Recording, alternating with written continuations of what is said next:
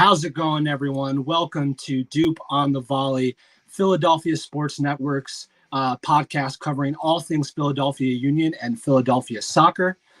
Tonight, we've got another pregame show coming on the back of 3 points at home against Minnesota. And we're down in the Music City tonight, taking on Nashville SC. But before that, we're going to jump into some quick news covering the or actually, you know what? Let's say hi to Eric. Eric, hello. It's been a long week. Sorry, I was just excited to get into it. But sticking with you, how you doing, my man? I'm doing great. Excited to actually get to see a Union game for the first time in a few weeks live. Hopefully they get the same result as they've gotten the last few weeks. Hopefully I don't jinx it or anything. I know. Last week you were saying that maybe you not watching was the recipe to success here. But hey, what else have you got to do on a Saturday night but watch some MLS soccer? Which we got some games kicking off in just about half an hour here. But as I was saying, let's jump into some Union Academy news before we talk about Minnesota and the game tonight. The U17s down in GA Cup. They got a win 2-0 against Flamengo today in the semifinals. 2 goals from Diego Rocio, and they are moving on to their second consecutive GA Cup final. I did not have a chance to watch the game, but Eric, I think you did have a chance. That game? I mean, so for the second game in a row, we've played another one of the tournament's favorites, and we looked good again. I mean, obviously, anytime you're playing against a team that good, you're going to give up some chances, but the defense stood tall, stood firm. Pierre had a great game. We had several good saves when it looked like they were certain to score. And like you said, we got 2, including a beautiful free kick. It's always good to see those. And we're in our second straight final, which not that many teams have done. So it's a huge credit to the team, especially considering all the turnover from last year. A lot of the guys on this team this year were not the same ones from last year. It's a lot of the U15s who actually won their final last year who have moved up. And speaking of the U15s also won their game earlier today, 3-0. So it's yet another good GA Cup from the Union, which is, it's great to see the next generation already having some success. Yeah, absolutely. There's a lot of players on this team that are, all of the talk has been around, Kevin Sullivan, justifiably so. But there are a lot of players on this U17 team specifically that are kind of saying, hey, wait a second. Don't forget about me, and kind of showing their own. Obviously the brace from Rocio tonight. Jameer Johnson's had a really great tournament as well. He's only 15 as well, playing up with the U17. So there's a lot of talent in this academy, and I think I saw right before we jumped on that.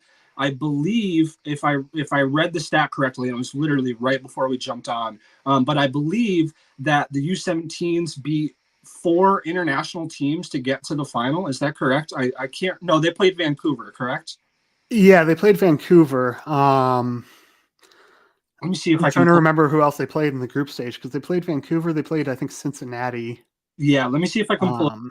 But the knockouts, they played 3 in a row, because they beat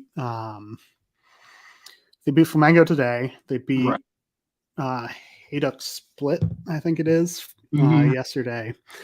And then I don't remember the team's name. It's one of the top Korean teams, I believe, the round before that.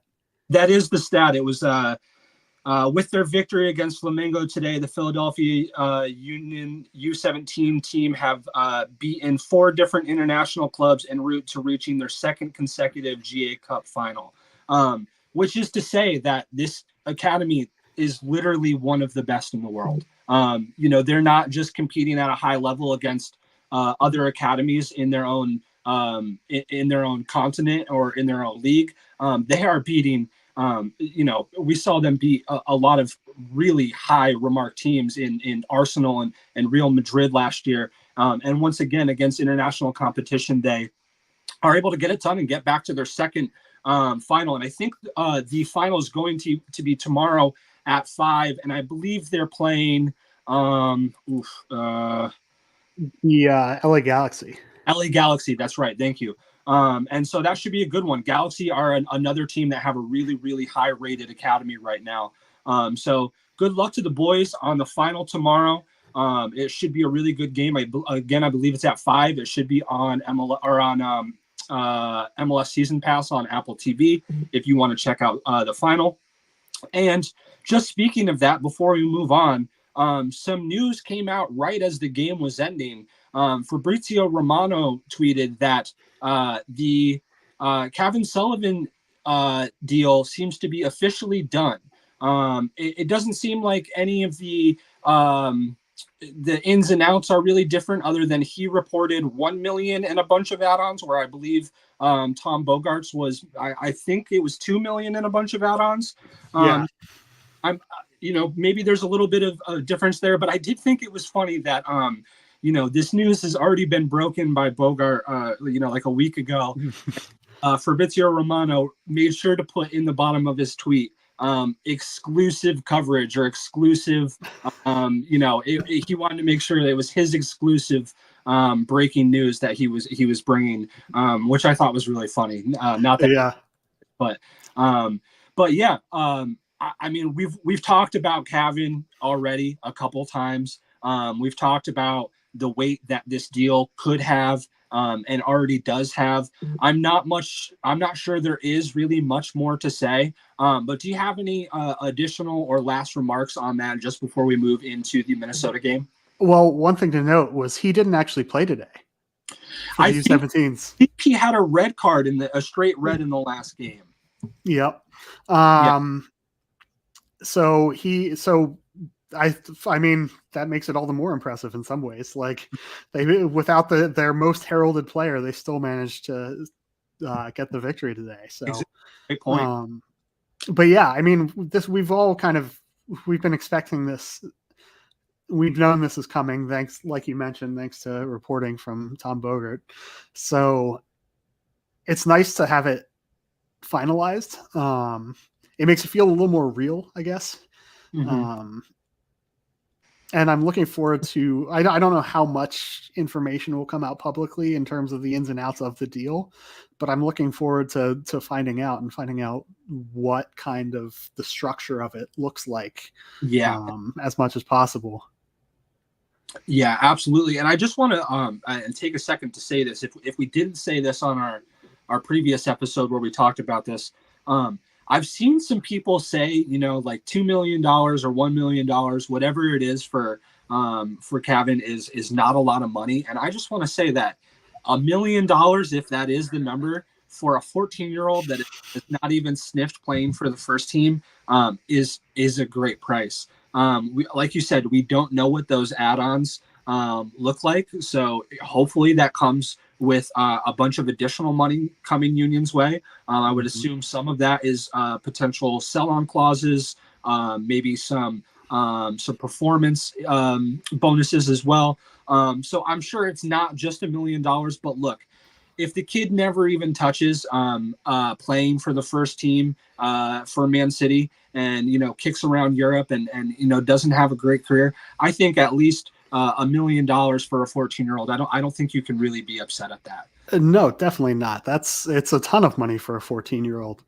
And even for 18, 19, 20, 21-year-old, you'll often see deals structured like this, where the initial fees maybe not as high, but then you've got all these performance-based incentives. You saw the same thing with both Aaronsons, Mark McKenzie, all the players that have gone to Europe from Union and it's a common thing. So I don't think there's really any complaint to be had with the deal. Absolutely. Just wanted to say what's up to Kyle from the one team we agree on. Him and Jillian do a great podcast. Not only podcast, they do a bunch of really cool stuff. They do a lot of merch reviews. They've been doing like a travel, not a travel blog, I guess you would say, about all sorts of bars and restaurants and stuff you can visit if you are going to away games. And yeah, they're doing a lot of really good stuff. And Jillian just covered her first game in the press box. Usually Kyle's in the press box, but Jillian was up there this weekend. We'll talk about that a little bit more later once we talk about the Minnesota post game coverage. But just wanted to give a shout out to Kyle for tuning in to the pregame show. But yeah, let's jump into that Minnesota game. It was a beautiful day on the banks of the Delaware, at least for late March or early April. And all things considered, with given the weather that we have had in the last year and a half at Subaru Park, it was a really nice day. I know, Eric, you weren't down there, but I was able to get down there. Paul was able to get down there as well. And it was a great vibe at the Sons of Ben lot. It was Kids Day, and the Sons of Ben tailgate actually sold out, which I've only seen a few times, and is usually for playoff games or games that are of kind of playoff level. Your LAFCs or NYCFCs or whatever it is. So it was great to see all those people out at the lot, not sheltering from the weather. And I had a great time. I had a bunch of friends that were there from all different aspects of life. A couple of my music friends that I go down to the games with. Obviously, a bunch of Sons of Ben people pulling me from who's a capo. There was a tons of people. It was my friend Elvia's birthday, so everyone was hanging out. It was a great vibe, and I was so glad to see that the energy was not ending with outside the gates, and it stayed in the stadium, and it was a really good day overall. The Union did get out to a pretty quick start.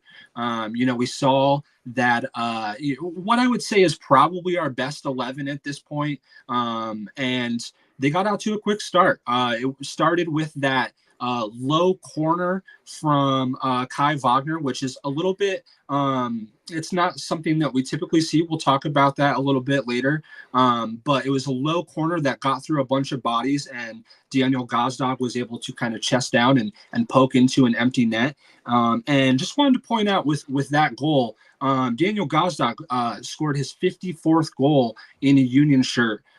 Which puts him just 2 goals behind Sebastian Letou as the Philadelphia Union's all-time leading goal scorer. I had a lot of trouble tracking Sebastian Letou's numbers down and pinpointing to what goals count, and there was some back and forth on Reddit on whether an Open Cup game counted a goal. I'm not really sure. I reached out to the club, and they let me know that Sebastian's confirmed record over all competitions is 56, which means Daniel Gazdag is just 2 goals behind that, which I think is kind of snuck up pretty quietly. I don't think it has really been talked about a lot, and maybe that's due to his most of his goals being penalties, but still a really great feat and something to watch over the next couple games.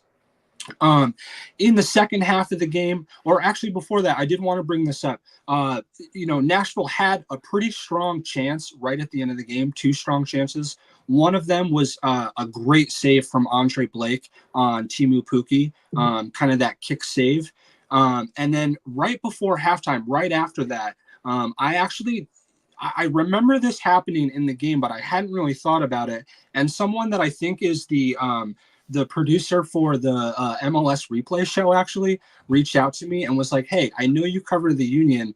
Do you remember this play right before half where Teemu Pukki kicked a ball up in the box and it looked like Jack Elliott had a handball on it?" And Eric, I know you weren't at the game. You didn't get a chance to watch it, right? I saw most of the first half, but I don't think I think I was gone before that play happened. Okay, because I wanted to see it.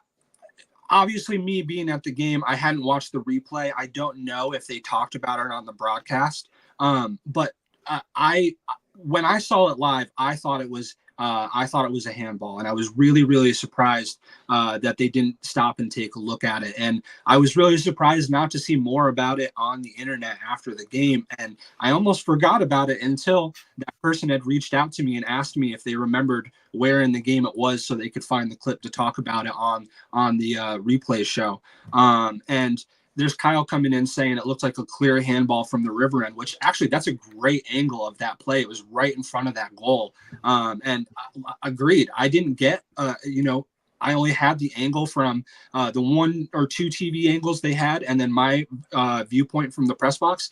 It looked like a penalty to me, and I was really, really surprised that they didn't stop and take a look at that. So maybe Union got off with a little bit of a break right before halftime. But they did come out in the second half. I thought that the Union did a really good job of just keeping the pressure on, which has been something that at times maybe last year was something they struggled to do. And for the first time, or one of the first times this year, they got an early goal, which helped them a lot. What did you see from them after that goal? Did you think, who stood out to you? How do you think they responded to putting that early goal up?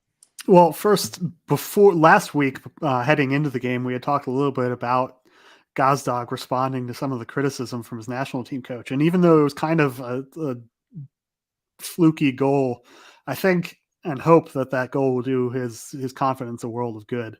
Yeah. Because he did. He had something to prove after after some struggles with the Hungarian national team. The team has at times, I think, struggled to play with a lead, especially last year, like you alluded to. So I think they did a much better job of playing with that lead and eventually going into the second half, building on it. Obviously, there were some tense moments at times, like that handball shout, but overall, they didn't kind of collapse back into themselves as they often do. And I think that's key, because you need to continue posing that offensive threat, and really offense is the best defense at times. If a team doesn't feel like you're going to counter on them, then they'll get more and more people forward and have more and more chances against you. So I think it was nice to see, to have that improvement from the Union and being able to play with a lead, because ideally we'd like to be playing with a lead more often. Absolutely. And I think a big piece of that, and I'm jumping ahead of myself a little bit from when I wanted to talk about it, but I think it's a perfect place to segue into it. Jim Curtin talked about this, and they kind of went from the typical 4-4-2 diamond to a 4-4-2 flat, and moved Gazdag up to the top. That was when Bedoya came in for Uwa, and they said that they moved Quinn out to the right because he was playing so well, kept Bedoya in the middle, and had Gazdag kind of up as that second forward when they were pressing, and then he had to kind of come back and play a little bit deeper in the midfield when they needed to. But the interesting thing about that, and I want to talk about Jillian's point here in just a second, because I think that deserves to be brought up. Quinn Sullivan, again, once again, cannot be dropped. He, even when Bedoya is coming into the game, he's playing so well that they're putting Bedoya in the middle of the field instead of on the right-hand side. And credit, Jim Curtin said credit to his staff for pushing him to go to the 4-4-2 flat. He didn't really want to, but he trusted in his staff and he went to it. And it worked out at the end of the day. Something I wanted to bring up before we jump to Jillian's stat. I was looking at this when I was previewing the Nashville game. All of last season in 2023, Union had just 96 carries into the penalty area through 34 games, which, if it was not the worst, I think it was the second worst in the league. And it was an average of 2.82 carries into the penalty area per game. And a lot of that is just down to kind of their style. They don't really try to beat people and get into the box. Through 5 games this season, Union have already totaled 27 carries into the penalty area. So 96 through 34 games last year for an average of 2.82. And through 5 games, they have 27 for an average of 5.4 per game. That is an increase of 2.5 carries per game averaged. And the culprit of that is Quinn Sullivan. If you look at who is registering the most carries into the penalty area, out of those 25, 11 of them is Quinn Sullivan. And so what does that mean? How does that play out on paper? What it means is Quinn Sullivan is beating people, getting into the box, and getting further up the field and playing balls that are more dangerous for his front three to then run into. And if you think about the goals they've scored, it's been a lot of tap-ins, a lot of runs towards the front post. And his final ball did actually fail him quite a few times against Minnesota. But I thought, even to Jim Curtin's surprise, he said in his press conference, he said I don't think they even realized they had a player that could beat people as well as Quinn Sullivan is doing right now. What'd you see from him on Saturday night, Eric? Yeah, I mean, it's like you said, he brings that kind of that ability to beat people on the dribble that not really anyone else on the team has that much. A lot of the players they'll kind of default towards using passing systems to beat the other team, beat their defense. I'm trying to think in my head if there's anyone else really who comes anywhere close to. Well, even Jim talked about it, and he said, there really aren't anybody on the team that takes people on like that.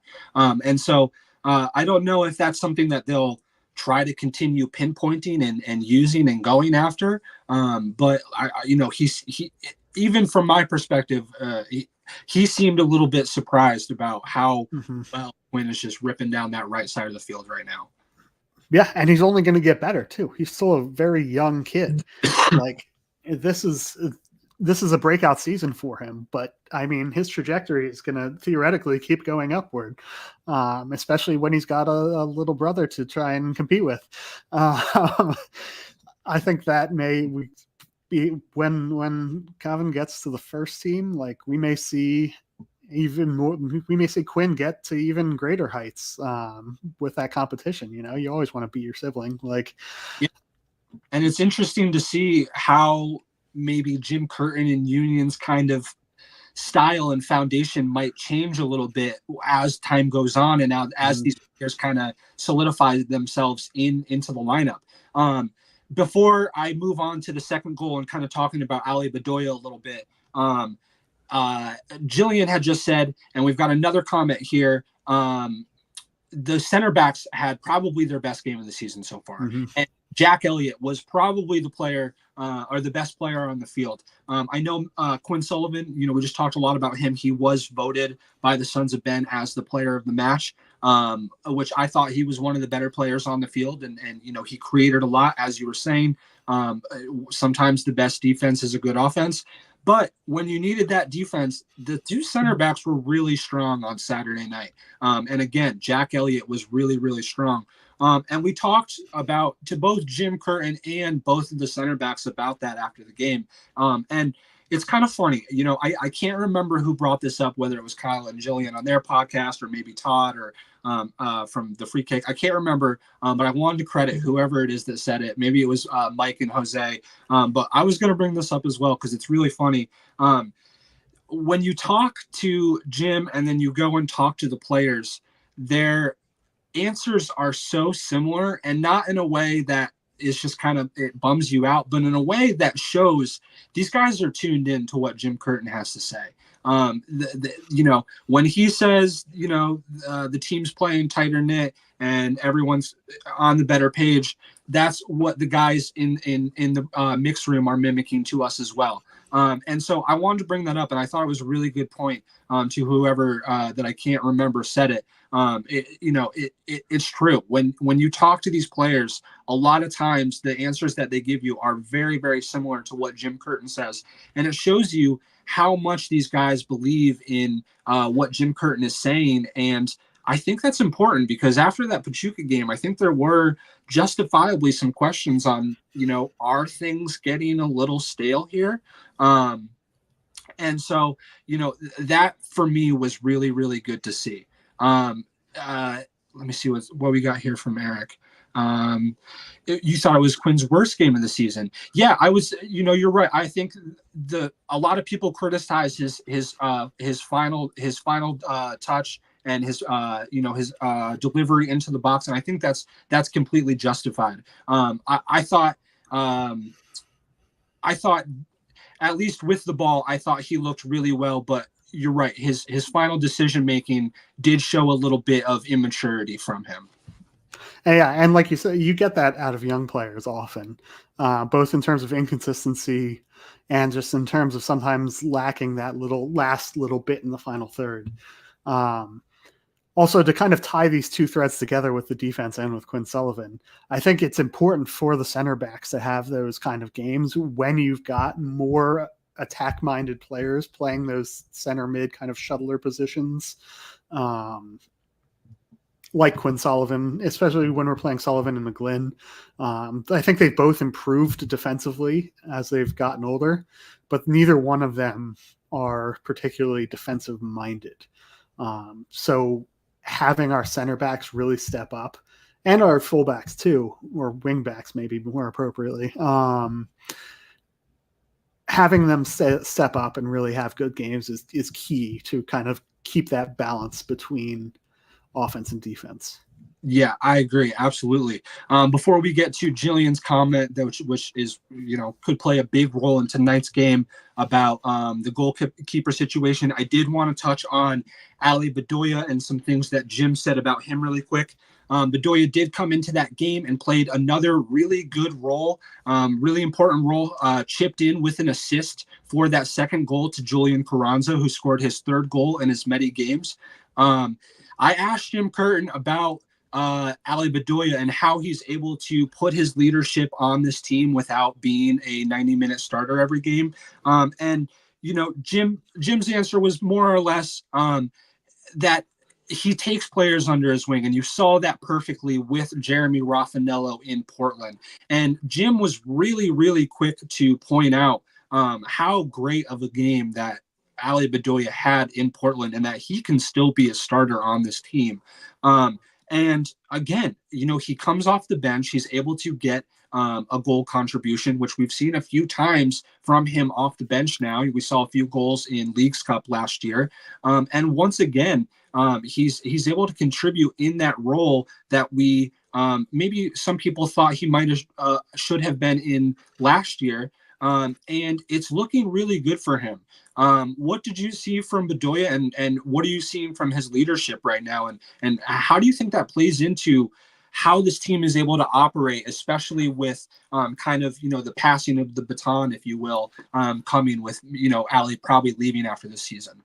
Yeah, I mean, I think it's kind of plays into a lot of what we were saying just a few minutes ago about Quinn Sullivan. Like, I think having leaders like Bedoya on the team is a driving force in helping young players elevate their game.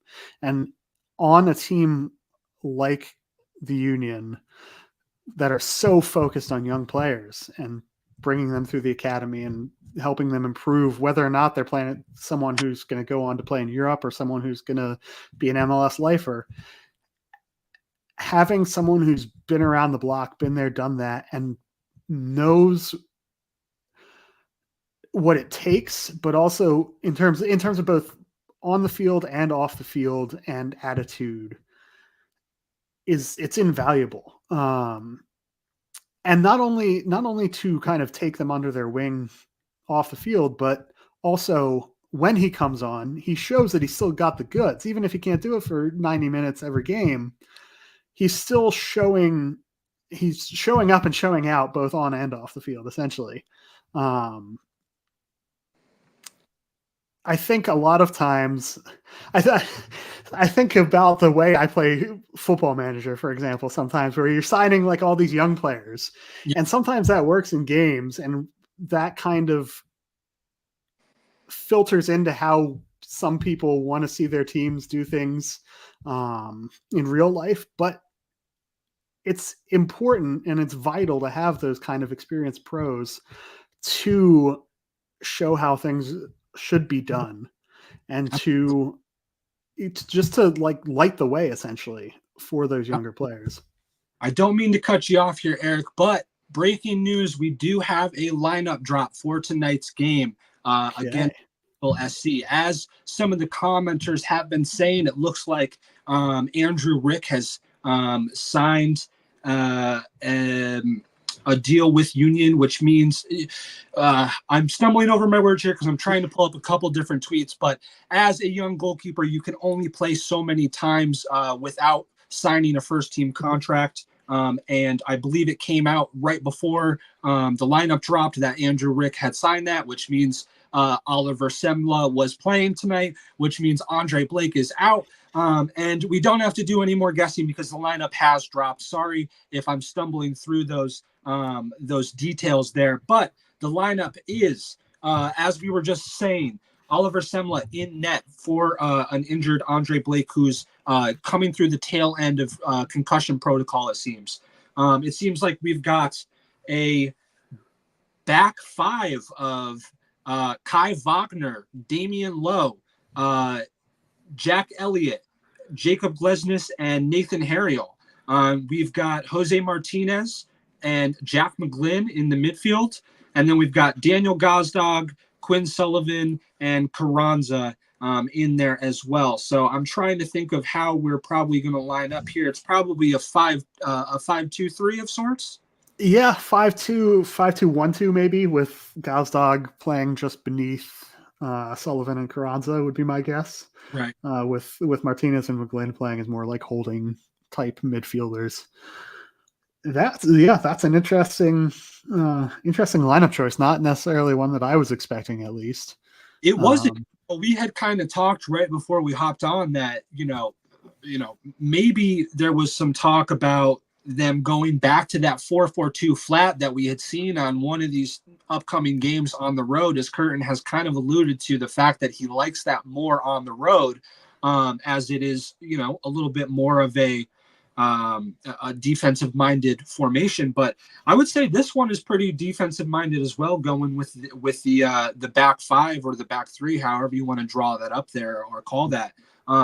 But it's the first time I believe that we've seen that from Jim Curtin this season. So what are your initial thoughts on that? How do you like that with what we think is going to be Quinn Sullivan and Julian Carranza up top? Honestly, I don't know if I like it as much for this specific away game as I would for another away game necessarily, just because of how defensive Nashville often is. That being said, it does give freedom to Kai Wagner and Nathan Harriel to kind of bomb forward, which I do like. I think they're both pretty good. I mean, Kai has always been more of a wing back, and Harriel has definitely improved in leaps and bounds at the offensive part of the game. He's already a lockdown defender, but yeah, it's definitely. I don't know. I go back and forth. It depends on how they play it, I think. Right. Because it would be easy to fall into the trap of playing too defensively, which we often see in games between these two teams. But it also has the potential to kind of give you a solid base to attack from, and possibly if they're getting forward and connecting well, potentially give a little more freedom on the offensive end. Yeah. So that may be wishful thinking, but that's what I'm hoping for.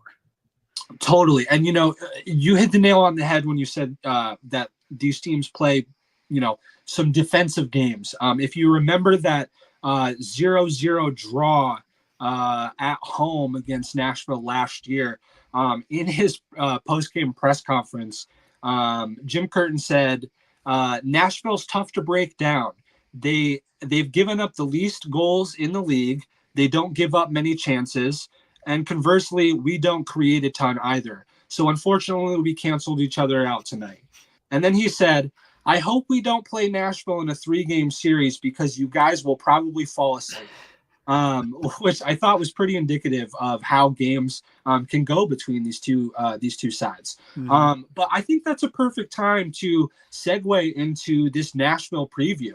That kind of worked out perfectly. We were just kind of finishing up with the Minnesota stuff, went perfectly into the lineup, and now let's take a look at some Nashville preview stuff. So over the last, let's see here. Let me pull up my document. So Union and Nashville have met a total of 6 times since Nashville has come into the MLS. The Union have a record of 2 wins, 3 draws, and 1 loss across those games, which there's kind of a caveat on that, or maybe an asterisk. One of those draws was the 2021 MLS Cup, where it went to penalty kicks, and Union ended up advancing. I never know how to count that. Is that a draw because it ends in a draw in regulation? Is it a win because it's a playoff? I don't know how to count that. The point being, Union have only ever lost once against Nashville, and it came in their first ever meeting, a 1-0 game in which former Union player CJ Sapong had the lone goal. So Union have a pretty good record against Nashville, and the last 2 times they've gone down to Geodis Park, there was a 2-0 game in which Daniel Gazdag had 2 from the spot, and then a 1-1 draw where Mikael Uab made history by scoring the first goal in Geodis Park history. So you kind of talked about it a little bit, but just based off of that, how do you kind of feel about Union's history against Nashville? And do you know, I had gone into this my research thinking that Union usually don't play very well against them, and it turns out they actually do play pretty well. So what was, how do you kind of react to hearing that? Yeah, I mean, like you, I don't think of us as having really played well against them kind of ever almost. A lot of the games have been pretty forgettable, like both you and Jim Curtin alluded to. I'm kind of naively hoping that today ends up differently and that today's a little bit more of an open game. I think Nashville hasn't been quite the defensive stalwarts that they have been in years past this season. And also, I think Walker Zimmerman may be out. Yeah, I believe Or I'd seen. it is Yeah. out. Status report. Yep. Yep. So that should theoretically help us. You would think, particularly again going back to this formation with the wingbacks bombing forward and putting crosses into the box. Not having Walker Zimmerman there is definitely a huge benefit if you're going to be doing that. So yeah, like I said, I'm surprised that we've had so much success against them, considering it feels almost like we've managed that without ever putting together a real complete game against them in some ways.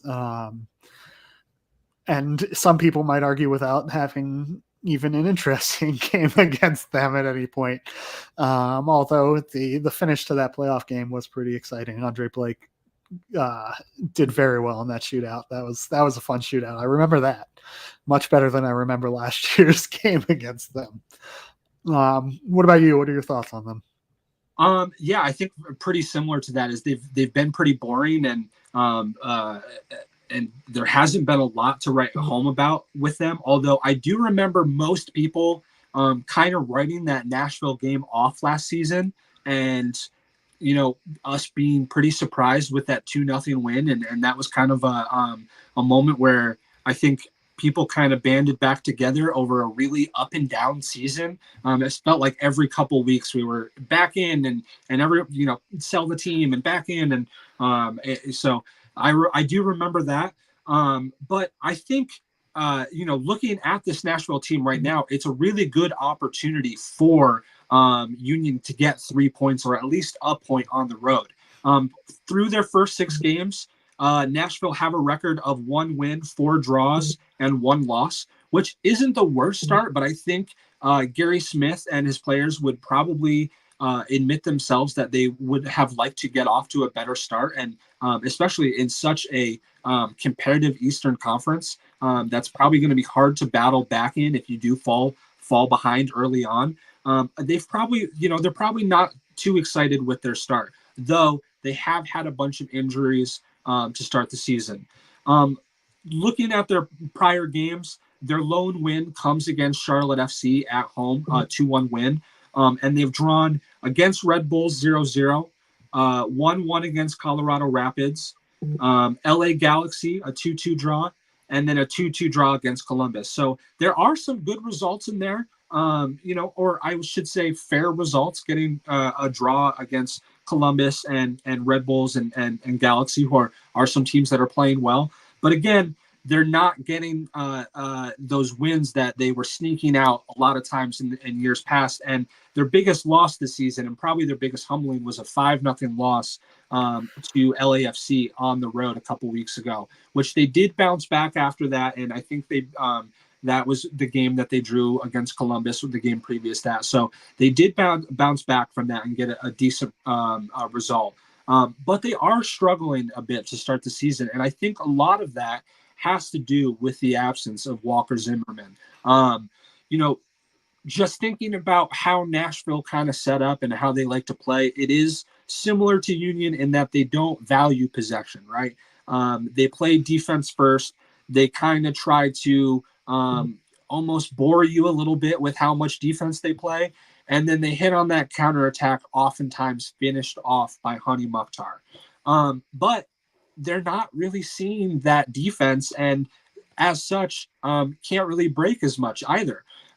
If you look at things from an offensive perspective, they have scored 7 goals across 6 games, which isn't great. It's kind of right in the middle of the pack. But if you look at their attacking statistics, they rank in like the lowest 6th in the league in all stats, like total shots, shots on goals, expected assisted goals, passes into the final third, all sorts of things leading up to goal scoring opportunities. And again, a lot of that has to do with Hani Mukhtar not being available the first couple of games, Sam Surge not being available, both of which I believe should be available for tonight's game. And so maybe that should get a little bit better. But again, defensively, they're not playing as well as they were last season. If you look at it back from last season, they gave up a league best 32 goals, an average of 0.94 goals per game. And to start the season, they've given up 11 through 6 games, an average of 1.84. So they are really struggling defensively, which again, I'm sure has a lot to do with the absence of Walker Zimmerman. So with all of that kind of in perspective and how Union are kind of playing, how do you see Union faring up against this team that is struggling, to say the least? Honestly, hearing all that makes me a little more optimistic than I was originally. Few articles is supposed to kind of paint things in a it kind of tries to bring out the positive side. Yeah, exactly. I think I would look to us to continue building on this momentum that we've kind of started putting together. I would certainly hope for a win, at worst a draw. It's interesting, like thinking about Nashville's record. It's not too dissimilar from where it felt like we were just a couple of weeks ago. But it's amazing how much difference turning one loss into a win can make. Because really that is the difference in the records. Mm-hmm. Yeah, I think I'm going to go ahead and say we should win tonight. Yeah, I hadn't really been thinking that most of this week leading up to it. But as I was thinking about it more and thinking about the win and kind of writing the preview article and stuff, hey, what's up, Kylie? I had a better feeling about it. And I think that even with Ua and Blake not being in the lineup, I think there is a decent chance that this team has an opportunity for some points. I'm just pulling up Nashville's starting lineup now. So yeah, it does look like Walker Zimmerman is not involved. He was listed as out on the status report.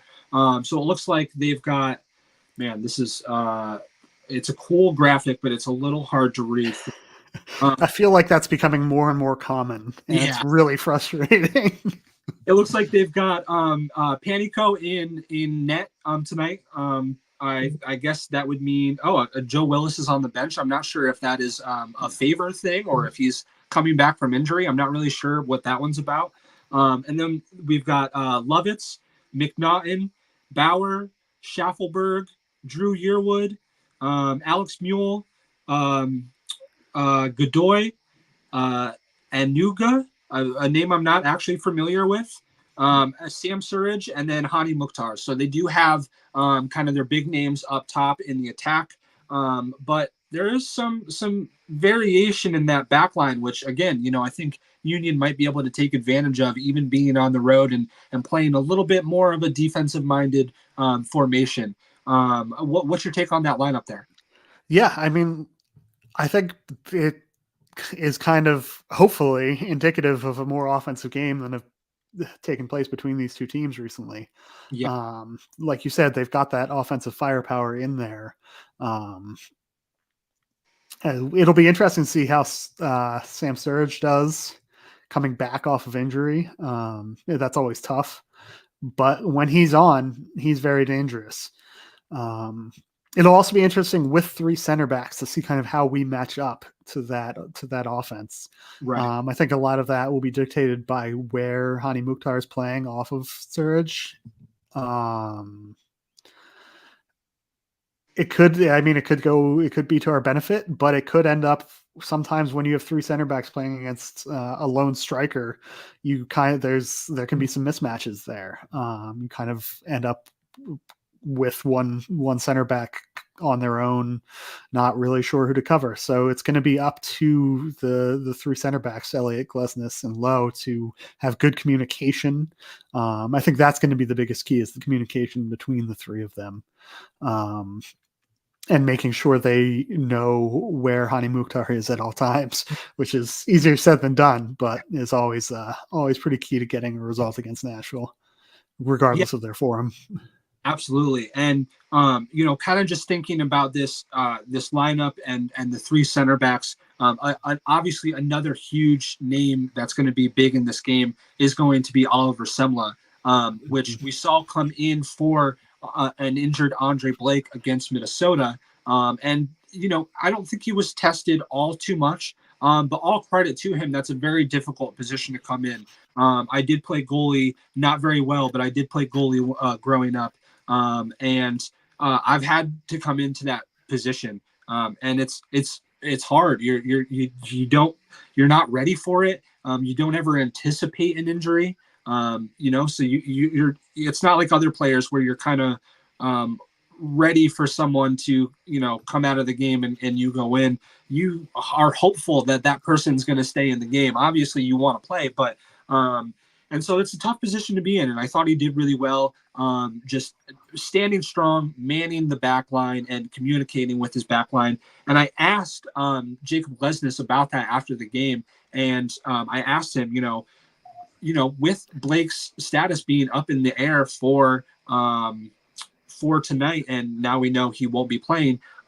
Does the message amongst the backline kind of change at all, or are you guys starting to see a little bit of stability amongst that backline without him? And I really loved Jacob's answer. He was really energetic and emphatic about the fact that they love having Oliver Semla behind them. Obviously, they would like Andre Blake, but it seems like they are really starting to find their footing with another goalkeeper behind them, which was a huge deal, a huge falling point for us last year when Blake was not in the net. Having to go to Joe Bendick, the gap was so significant. And Oliver's done a really, really great job so far. And I just thought it was really good to see that, the team is it seems genuinely that they are starting to feel comfortable playing in front of him. And I think that will make the defense play a little bit better. They don't have to kind of second guess themselves in what they can do with their goalie behind them. They can play their game and know that they have a really good shot stopping goalie behind them. What's your kind of take on that, given that there's going to be this back three in front of him tonight? Yeah, I mean, it's like you mentioned earlier. I think this is the first time that they've done a back three this season, so it will be a bit of a different look for them. And this, as much as the communication between the center backs is going to be key, communicating with their keeper is going to be key as well. But we've seen a lot of that already this season. Semla's had to come in for several games already, so he's had that chance to build up the rapport with really all three of them, and that should, like Glesna said in answer to your question, like that should lead to a certain comfort level that maybe they didn't have last year. Obviously, Joe Bednick did get a bit of game time last year, but it wasn't quite the same because when a keeper is making those stops, and Semla has kind of stood on his head at times this season, he's been able to save some shots that I was, for one, was sure that were going to go in. That really inspires confidence in the defense. It gives the defenders a certain freedom to maybe take some risks that often pay off, but maybe they wouldn't feel comfortable doing with someone else in net, which you'll often see with backup keepers in general, with that lack of confidence. Sometimes defenders will play it more safe, which, while less risky, can often be more, I don't know what the right word is, but like oftentimes the risks that defenders take that pay off, like let's say 90% of the time, are the ones that prevent good chances. Whereas like if they were playing it a little more safe, they might give up more chances that are less good, if that makes any sense. Absolutely. I think it is all kind of about, that risk versus reward, and which opportunities come from those risks, and I think you're right on that. And I kind of wanted to tie this all up before we go on to our predictions for the game, with the fact that it was Union's first clean sheet of the season. And while it probably wasn't the most, it probably wasn't their best performance over the last couple of years. It wasn't a trademark performance. It probably, and it was maybe their closest thing to a full 90-minute performance this season. Given that, how do you think, do you think they can keep that going forward? Do you think that is a sign of them building back to their best? They both Jim, that is one thing that Jim and the players were both on the same page about, is, now that they're out of CCC, they have the opportunity to both practice and make adjustments and fine tune things, and also keep most of their starting 11 together week in and week out. Do you think that's, the Minnesota game was a sign of things to come in regards to Union's form, or was that kind of an outlier performance? I think it was a sign of things to come. They did a good job. We talked a little bit before about how they needed to build off that win against Portland, and they did that. Right. And that, for me at least, that inspires some confidence that they're going to continue to build from here. And I think what you said about them no longer having the Champions Cup to focus on is really big, in terms of the players being a little better rested, first of all. And you touched on the training time, because when you're having these midweek games, especially games that you have to travel pretty far for often, Right. You're really missing out on a lot of training time. And Yeah. then kind of going back to having Semla in goal, having that time to train with a backup keeper, we've already seen the benefits, and we should continue to see the benefits tonight. And I think the Union will continue to build off the momentum they've finally started generating.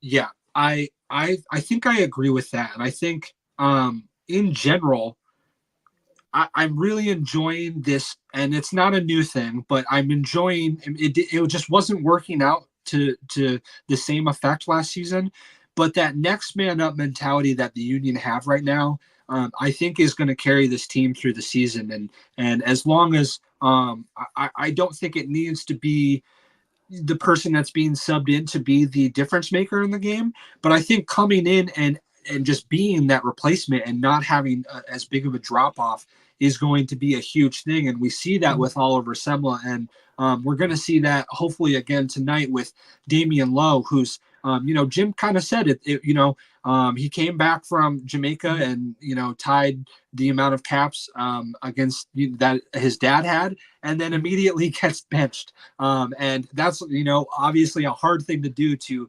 congratulate your player on such an amazing achievement and then say, hey, but you're also going to sit this weekend.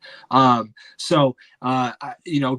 Lowe is going to get an opportunity. And then again, Ali Bedoya, he's not starting. And he's, I think that is, he maybe is the reason why that next man up mentality is working right now, is because you have this guy who is, probably a club legend, not starting games, got mistreated in the offseason, and is just putting his head down and is doing whatever the team asks of him week in and week out and making an impact, scoring that goal against SKC late in the game, having that assist against Minnesota, putting in that 90-minute performance, I'm not sure if it was 90 minutes, but that really good performance against Portland on the pitch, which Jim Curtin said did take a little bit of a toll on him, and he didn't need an extra recovery days after that. But again, it is just that next man up mentality of whoever's in the lineup is going to come in and play. And, we've seen that with Raffanello and Marcus Anderson, and the list is going on. So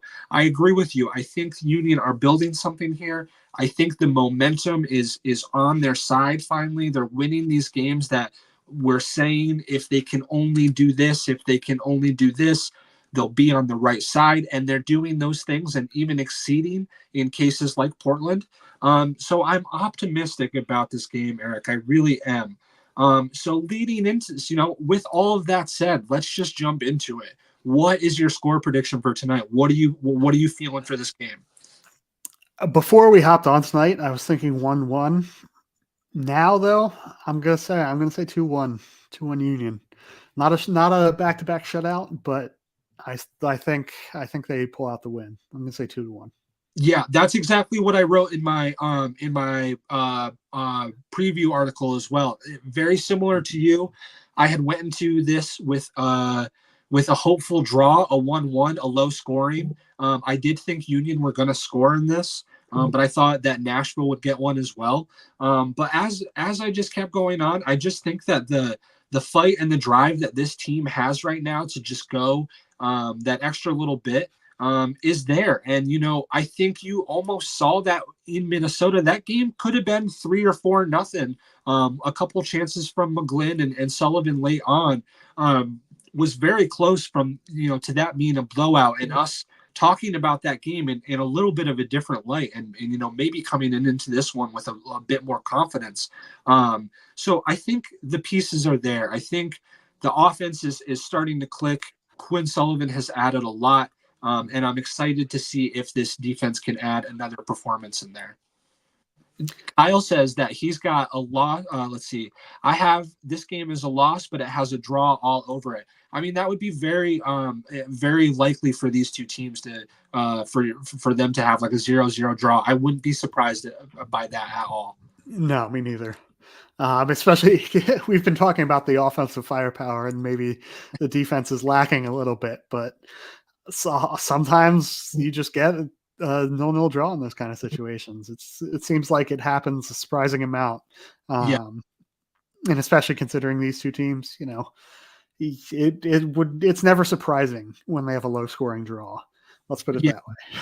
how it was with that 0-0 draw at Subaru Park last year. I know Damian Lowe had actually a few really good recovery runs on Hani Mukhtar, but besides that, it was kind of one of those games where it was just like, one team running back and forth and not really getting an opportunity, and then the other team going back and forth, and it wasn't really that much of a back and back and forth game. And even the 2-0 win that Union had in Nashville, both were penalties, and I don't really remember there being a ton of other opportunities outside of that. Obviously, all the games kind of blend together, and I've been drinking and whatever. But the point, still stands that we could very well see a boring game on our hands tonight. But I'm still going to stick with my 2-1 prediction. Against Minnesota, I think I said 2-1 or 2-0. Portland, I think I said. I don't remember what I said for that one, but I remember us being pretty positive after we talked on the stream, and then it going well. So I'm going to stick with my 2-1 for that, I think. All right. And do you have an on the volley take for it? I think Karans is going to stick. If there is a goal scorer, I think that Karans is going to keep his strong form going. What about you? I'm going to say Sullivan has a bit of a bounce back and gets a goal and an assist. Yeah. Okay. Right on. See if I can get that right. Get a little streak of my own going in terms of on the volley takes, since I got the shutout last week. Awesome. I was pretty happy with that one. Yeah, me too. Especially because I had Kai Wagner in my fantasy team, so let's take those points. Yeah, absolutely. Win would be huge heading to Atlanta. Yeah, absolutely. I think when you look at these games, I think I was looking at our preseason predictions, and I think I might have put a draw down for both of these games, if not a loss for one of them, maybe Atlanta. That's going to be a really difficult game. But if you can put a positive performance on this one, I don't see why mentally you would go into Atlanta thinking that you can't do the same thing. So I'm hopeful that Union will continue building tonight. It is one of those things where I think if Union do lose, I don't think it's end of the world. This is all. We don't need to start laying out all the negative things about this team. Nashville is a good team, and playing in Nashville is a really tough place to play. But I'm hopeful, and I do feel like there is a positive result coming tonight. Before we sign off, I do want to wish. They won't be hearing this because they're probably in the stadium now, but all the people that are down in Nashville right now, if you listen to this afterwards for some reason on your flight home or whatever, I hope you had a fucking awesome time. It was Premier League Fan Fest was down there this weekend. Union are down there. Weather is great. Nashville's a great fucking time. So if you're down there, I hope you have a blast, and I hope you are bringing back 3 points with you, and that we can talk about another Union win on next week's podcast. But unless you've got anything else, Eric, I think we'll call that a night. And hopefully we've got 3 more points to talk about. And just to bring this up, I didn't bring this up, but where we are in the standings right now with the game in hand, we are just 3 points out of the Supporters Shield lead with Cincinnati, which I think they're already in a 1-1 game with Red Bull. If I'm reading the ticker that's coming across my screen every so often, it's either 1-0 Cincinnati or 1-1. So yeah, I don't know if I think a couple of weeks ago after that Pachuca loss that we, things were looking pretty dismal, but now with the game in hand, we're just 3 points out of that Supporter Shield lead. So let's just keep building and see where this takes us. It's still really early in the season. But thank you everyone for tuning in. Another really great show. We had a good number of people tuning in for a pregame show. Once again, you guys seem to like this, and thanks for sticking through with the short cast tonight. We're shorthanded like the Union were a couple of weeks ago, but we got through and had a pretty good show, I'd say, Eric. So thank you. I agree. And this was fun. Yeah, it's always good to talk to you, and we'll talk to everyone soon. Thanks again, guys. Thanks, guys.